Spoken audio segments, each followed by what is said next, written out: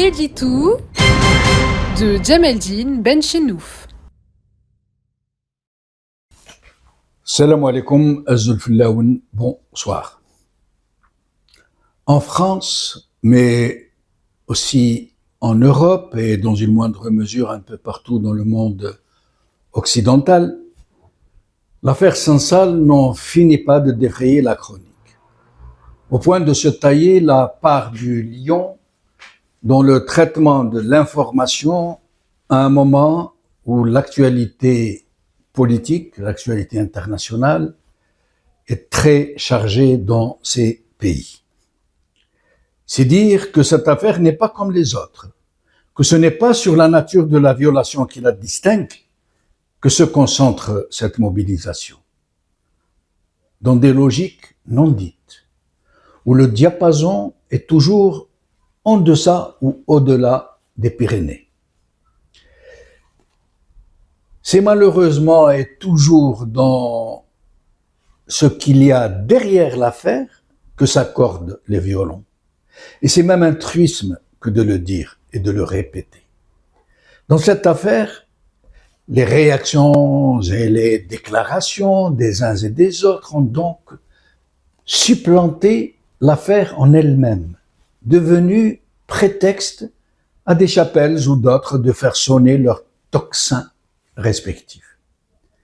Une confirmation de plus, s'il en fallait, que la politique et la communication, en l'état où elles se trouvent aujourd'hui, dans ces pays-là, ne sont pas très belles à voir et ne sont plus un exemple par ailleurs.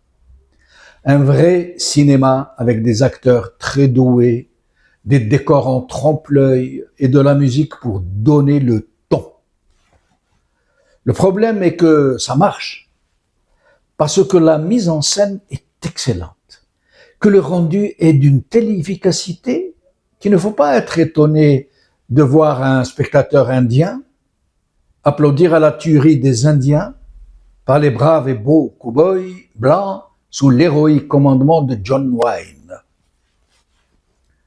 C'est comme ça que ça se passe aujourd'hui dans ce vaste bazar à conditionner les masses. Ça se passe comme ça. En Algérie, s'il n'y a que très peu de mobilisation populaire dans cette affaire, pour ou contre Sansal, il n'en demeure pas moins que celle qui est portée par les médias du régime et ses relais reste, comme d'habitude, dans le seul registre de la haute trahison et de l'espionnage au profit de parties étrangères et tutti quanti. Les hirakistes sont tous dans la même ligne de principe, contre l'arbitraire, contre la violation de la présomption d'innocence, contre l'incarcération systématique, contre les méthodes de barbouze, même s'ils ne sont pas tous d'accord sur certaines positions de Sansal sur la Palestine, sur l'islam, sur les frontières historiques de l'Algérie.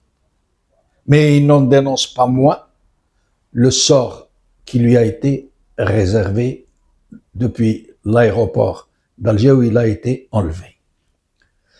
Sur la clameur publique soulevée en France, ils sont nombreux, les Algériens, à applaudir à cette levée des boucliers politiques et médiatiques. Ils applaudissent parce qu'ils sont porteurs de valeurs vraies, qui ne sont pas modulables néanmoins.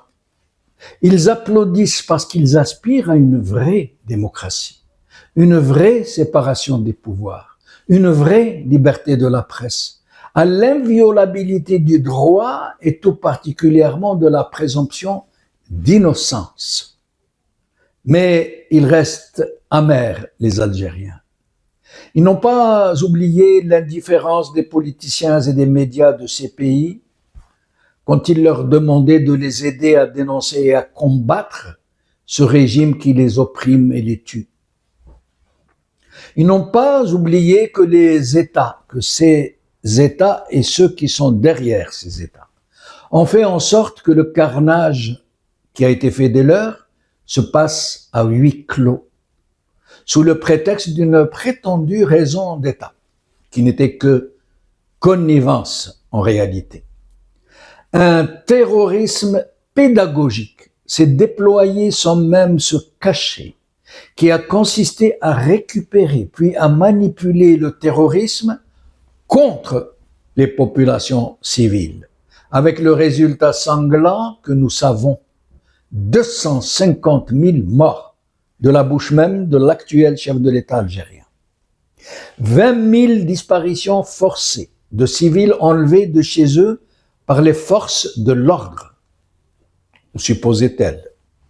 La torture et le viol institués en système d'interrogatoire et de terreur, et tout un cortège d'atrocités froidement décidées et perpétrées par les généraux, parfois même avec la collaboration, même passive, de services occidentaux sous prétexte de la lutte contre le terrorisme.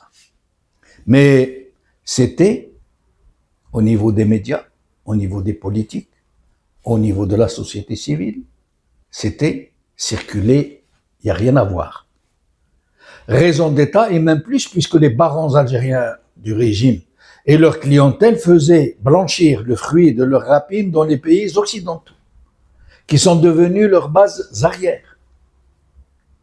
Depuis le Hirak, des milliers d'autres Algériens ont été arbitrairement jetés en prison, parfois torturés. Et jusqu'à aujourd'hui, où des centaines de prisonniers politiques et de détenus d'opinion croupissent dans les geôles du régime, c'est circuler, il n'y a rien à voir. Des ligues de droits de l'homme, des syndicats, des associations, des médias et des partis politiques ont été dissous. Mais c'est circuler, il n'y a rien à voir. Le plus extraordinaire est qu'un média libre, une télévision qui émet depuis l'Europe, El Magharibiya, dont les Algériens disent qu'elle est la chaîne du peuple, qui a été le principal vecteur médiatique du Hirak, a été fermée à 3 reprises pour des motifs fallacieux et qui ne reposent sur aucun argument sérieux. 2 fois à quelques jours des élections présidentielles, celle de l'actuel président qui vient d'être très mal élu et qui est fermée jusqu'à aujourd'hui puisqu'elle ne diffuse plus qu'à travers les réseaux sociaux. Malgré toutes les procédures entreprises, elle reste fermée. Mais c'est circulé, il n'y a rien à voir. Pas un mot dans la presse française ou européenne d'une façon générale, ni une quelconque déclaration d'un quelconque politicien, ni la plus petite dénonciation de cette très flagrante et très violente violation du droit et de la liberté de la presse. Le comble, et c'est pour ça que je vous donne cet exemple aujourd'hui, et que cette scandaleuse transgression ne se passe pas en Algérie, mais en Europe, où cette chaîne a été chassée à plusieurs reprises d'un satellite qui l'hébergeait, qu'elle payait pour l'héberger. Le régime algérien n'aurait jamais pu peser directement sur la direction de ce satellite s'il n'était passé par un État occidental ou ses services.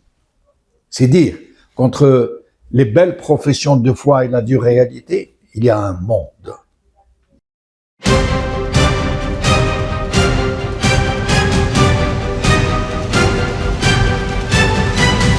L'édito de Djemeldine Benchenouf.